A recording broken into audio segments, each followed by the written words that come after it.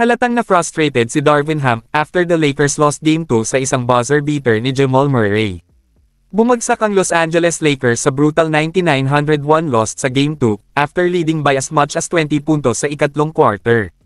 The Denver Nuggets pulled off an incredible fourth-quarter comeback na tinapos ng isang buzzer beater ni Jamal Murray na nag-udyok kay Lakers coach Darvin Ham na sabihin sa kanyang mga manlalaro na gamitin ang pagkatalo na ito bilang motivation para sa Game 3.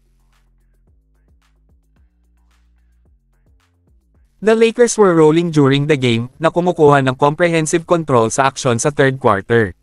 Gayunpaman, ang ilang mini-run ng Denver ay ginawa ang laro na isang 10 points contest entering the fourth, a deficit that the Nuggets chipped away at until Murray capped off the win. Siya ay may 8 puntos lamang sa first 3 quarters of the game na nag-shot ng 3 of 16 sa oras na iyon.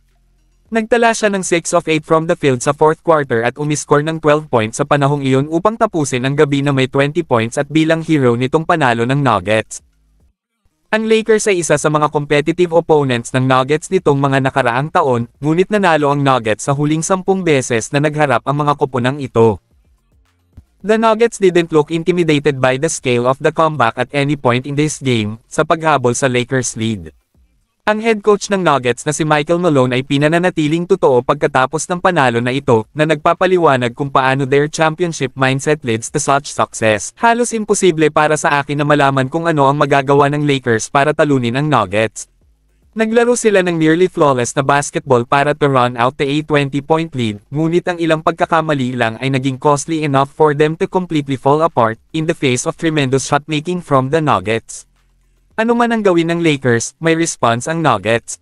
Ang mga larong ito ay incredibly competitive ngunit tila sumusunod sa isang katulad na kwento.